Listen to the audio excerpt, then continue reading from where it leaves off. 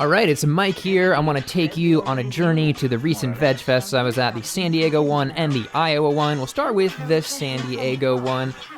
Here is San Diego from the 39th floor of a building. This is the place where all of the traveling presenters stayed. In case you're wondering, those are pleather. All right, it's Mike here, and here we are at the San Diego VegFest 2017. Pretty sweet. We just did the Future of Food panel where I rambled off a lot of statistics, and here we have all these vendors, all this pretty sweet stuff. So let's go check it out. This is how easy it could be for people going vegan. This is a $1 donut that's vegan. This is a wall of vegan donuts. My friends in the Midwest would be very angry watching these go to waste, but it's beautiful. Beautiful. These are vegan pies, and vegan pies, I can't even get these in Iowa. Like, oh wow, where I live, you just can't. They just don't exist. Shots, bottoms up. Very shortbready taste. Reminds me of shortbread. Very good. Met a ton of super nice people. If you know POD, he's their bassist. Pretty cool. Met a lot of community organizers. There's a lot of stuff going on in San Diego, which was cool to see.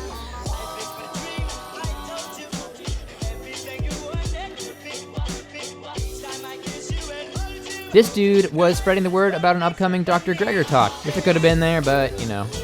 And they had some vegan quesadillas and roasted corn, which I had a ton of roasted corn. It was delicious.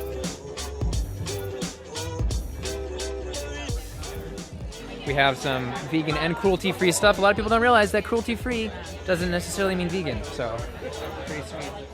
This Burger King vegan power shirt.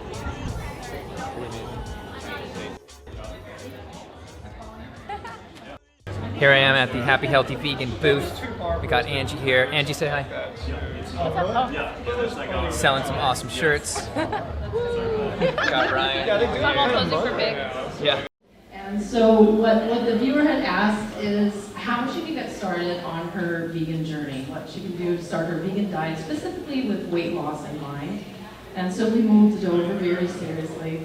And I decided that it's probably easiest to give up milk first if you want to just get started with one step because, well, why don't you talk about it? Yeah, vegan. Yeah, it's the healthy part here. On this chart, it's former vegans and vegetarians' motivations for re-adopting a vegan diet. All right, we got Sea Shepherd right here. Check this out. So our sister has a farm animal rescue. It's called Farm Animal Refuge. They just opened a year ago, and they have about 20 animals, and they rescue them from slaughter.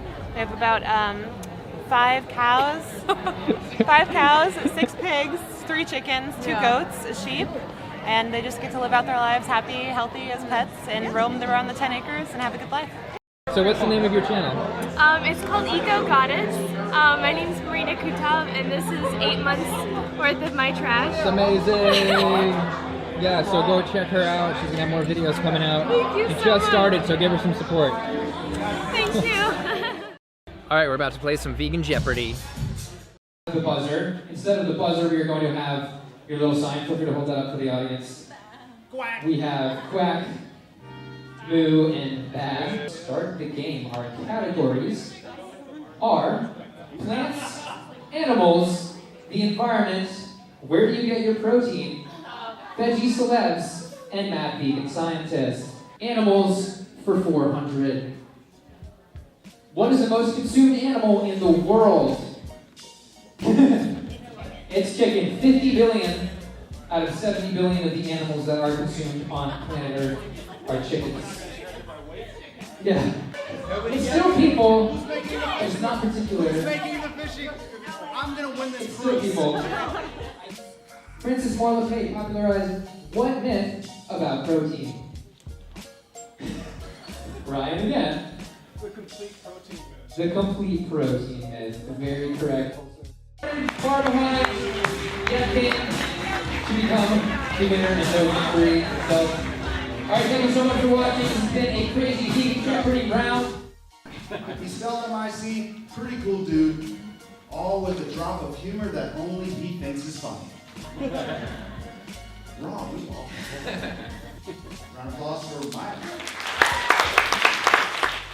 But I think the reason that What the Health was so incredibly powerful was that it surfaced the data really that Well, some of the data that made me go vegan and made a ton of people go vegan for selfish health reasons, the studies have been mounting in the background that haven't made it into documentaries. They didn't even mention that stuff.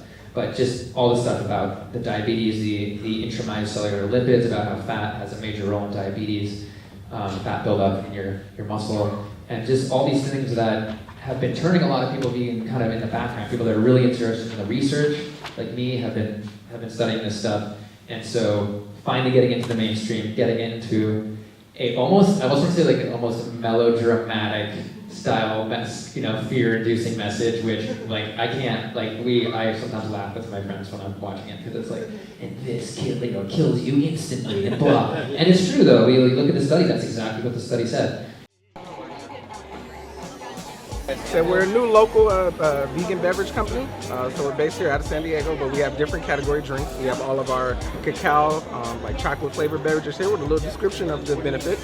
If you saw my last video, you know that DXE was there with their virtual reality rescue. If you haven't seen my last video, definitely check it out. The bacon industrial complex is real. All right, so it was a pretty crazy day. It was pretty sweet, had some fun, super fun playing Jeopardy and a lot of stuff like that. I wish I could have stayed around for the whole night market, just catching the very end of it right now. And before I left California, I was able to sit down with those annoying vegans on their YouTube channel and talk about the best reasons to go vegan, juicy discussion that you can watch on their YouTube channel. To go vegan, and the only way is ethics, because that's the only way that'll stick, which isn't true. You have your activists, you have people who are not so much into the activism, but still cook a delicious vegan dinner for all their friends at home. I can have 99% the same beliefs as another vegan, and they might find that 1% as a reason to like hate me. Like my chia seed based diet is a reason to hate me. Now we're gonna skip over to the Midwest to the Iowa VegFest. Hey, it's Mike here, and we are at the Iowa VegFest, the first one ever. As you can see, we have people doing yoga, playing music, eating acai bowls, amazing stuff like that. So let's go ahead and check it out.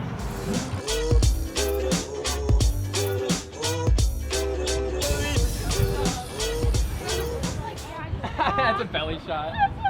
Okay.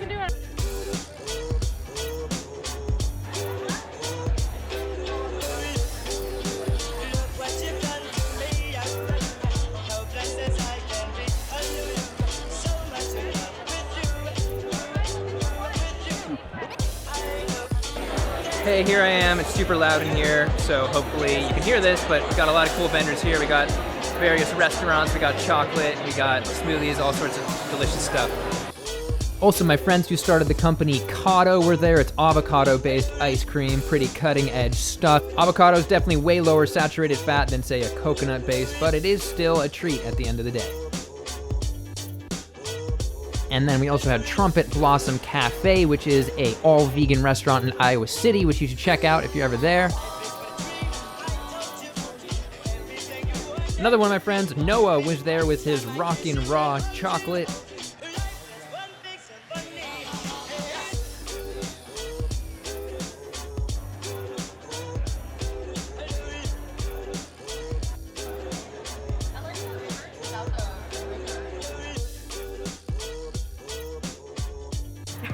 Here I am with somebody who has been vegan for life. So do you want to answer a couple questions? I'm so curious. So, Yeah, how old sure. are you?